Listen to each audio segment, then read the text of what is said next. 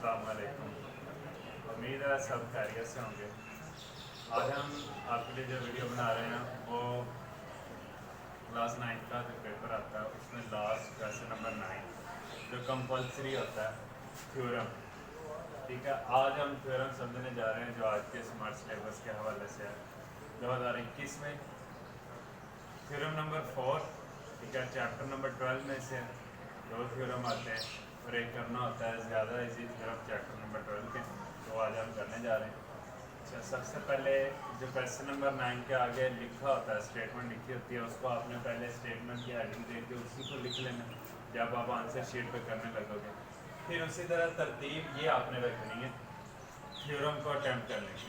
सबसे पहले आप स्टेटमेंट दोगे, फिर डायग्राम। इस स्टेटमेंट को देखते हुए आपने डायग्राम बनानी है, उस डायग्राम को देखते हुए उसका गिवन लिखना है, फिर टू प्रूफ लिखना है, फिर कंस्ट्रक्शन, और फिर उसके बाद आपने ये वाला प्रूफ वाला टेबल बनाना है। ठीक है, ये तरतीब आपने कोशिश करनी है कि चेंज ना हो, इसी तरह तरतीब चले।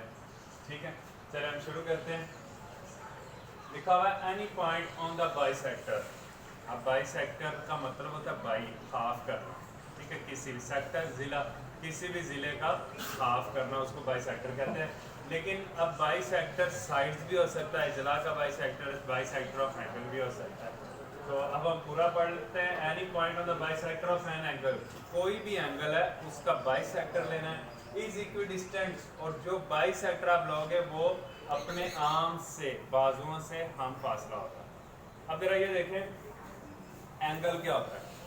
कोई सी भी दो रेज, कोई सी दो रेज, पहली रे की है, दूसरी रे ये, कोई सी भी दो रे आपस में जब मिल जाए किसी एक पॉइंट पर, उस पॉइंट को हम O का नाम देते हैं, इसको हम कहते हैं एंगल।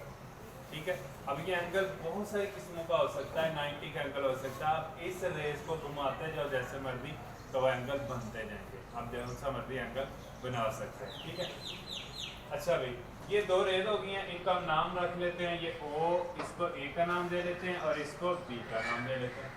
ठीक है, और उसने कहा any point on the bisector of an angle, तो सबसे पहले हमने ये एंगल बना लिया, ये एक एंगल बन गया।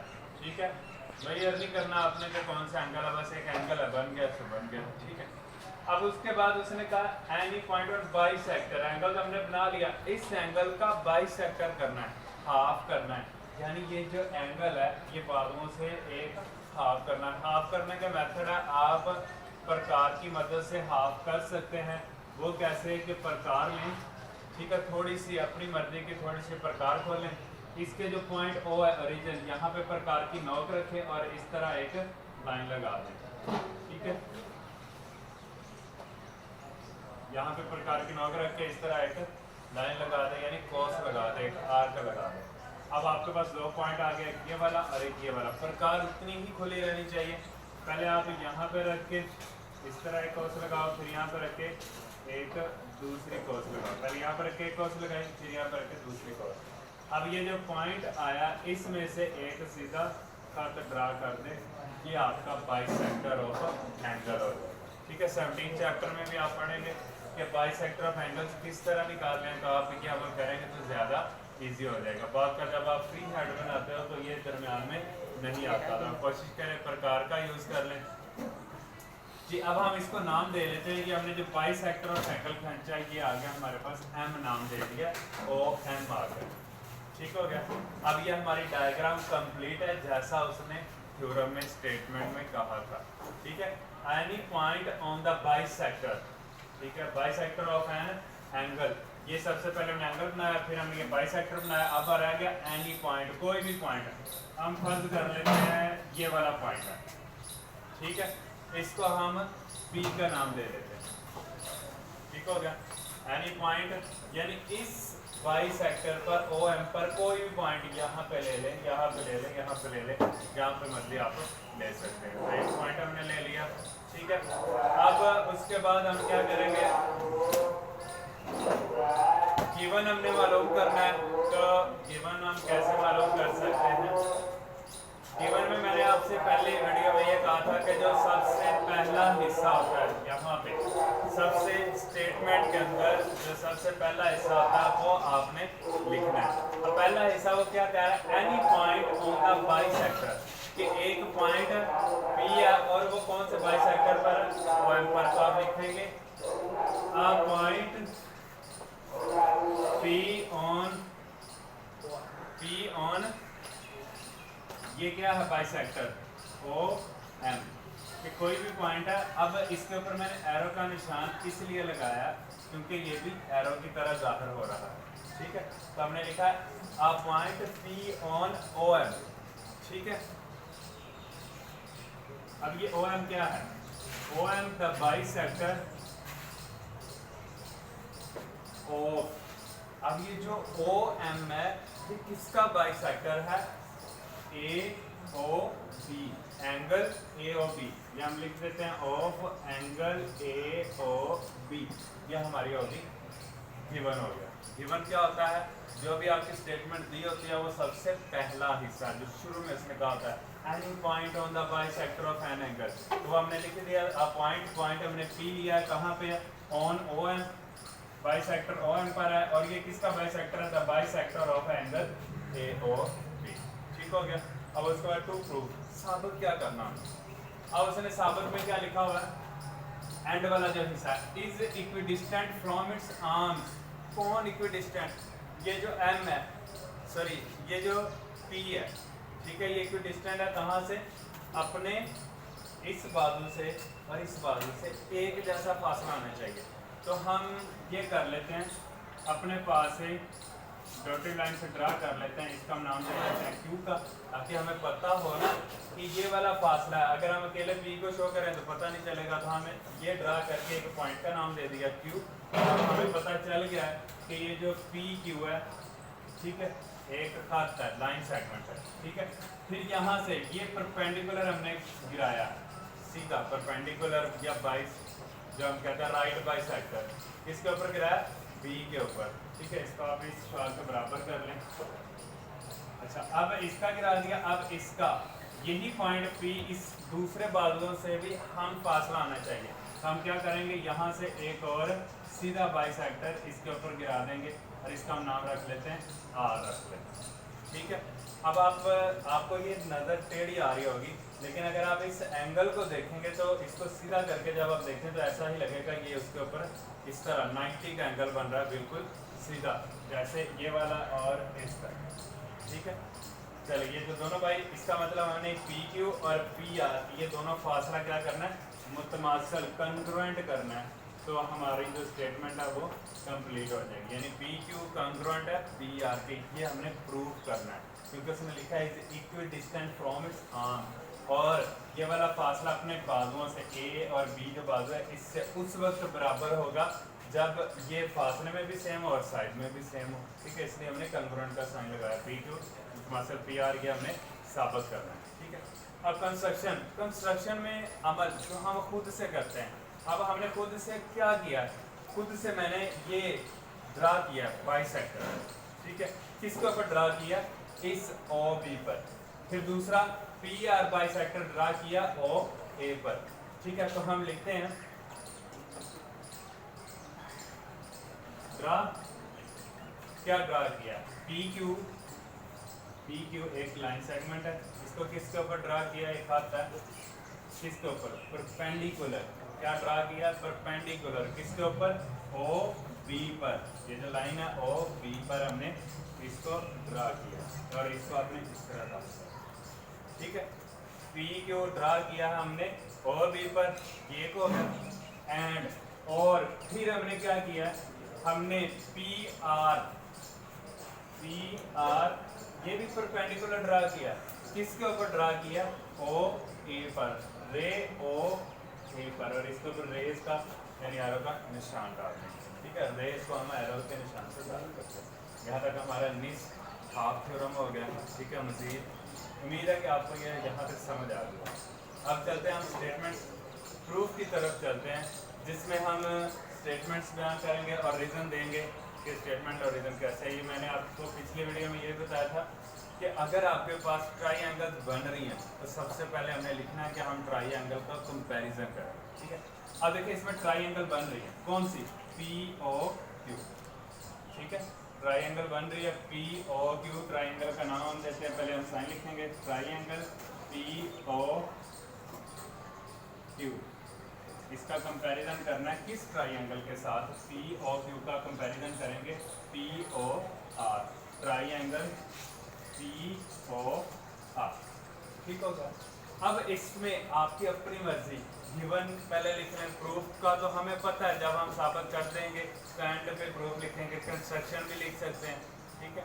और उसके अलावा इसमें एक अहम चीज़ जो हर थ्योरम में तकरीबन रिपीट होती है, वो इसका क्या होता है? कॉमन होता है। हमने तो सबसे पहले हम कॉमन लिखते हैं। क्या कॉमन लिखते हैं? एक ये ट्राइंगल है POQ POR, इसमें कॉमन क्या आ रहा है? OP, खत कॉमन आ रहा है OP, कंग्रुएंट है OP, और इसकी रीजन क्या लिखेंगे? कॉमन है, ठीक है। अब ये मुतमासिल क्यों लिखा है? क्योंकि ये OP इस ट्राइंगल का भी और ऊपर वाले ट्राइंगल का सेम है, एक जैसा, इसलिए हमने दरम्यान में कंग्रुएंट का साइन लगाया, ठीक है। अब हम गिवन लिख लेते हैं। अब इसके अलावा इसमें हमने खुद से एक ये वाला एंगल, ये वाला 90 का एंगल राइट बाई सेक्टर गिराया ना, राइट बाई सेक्टर हमने यहाँ पे लिखा भी है, P के ऊपर पेंडिकुलर राइट बाई सेक्टर को इस साइन से दायर करते हैं। अच्छा, ये राइट बाई सेक्टर है, ये हम निशान लगाते थे ताकि हमें पता चले कि 90 का एंगल है, राइट बाई सेक्टर है, ठीक है। अब हमने ये जो राइट बाई सेक्टर ड्रा किया PQO, ठीक है, एक एंगल ये है POQ, एक एंगल है PQO, तो हम सबसे पहले ये वाला एंगल लिख सकते हैं PQO, कंग्रुएंट है किसके? PRO, ठीक है, PRO। अब इसमें हम रीजन क्या लिखेंगे कि ये जो एंगल है ये हमने खुद से ड्रा किए हैं, और जो खुद से काम करते हैं उसको हम क्या कहते हैं? कंस्ट्रक्शन कहते हैं, कंस्ट्रक्शन, ठीक हो गया। आप इसमें ये आगे पीछे कर सकते हैं, लेकिन ये रीजन ही आगे पीछे कर सकते हैं, कॉमन की कॉमन के सामने, कंस्ट्रक्शन कंस्ट्रक्शन के सामने, ठीक है।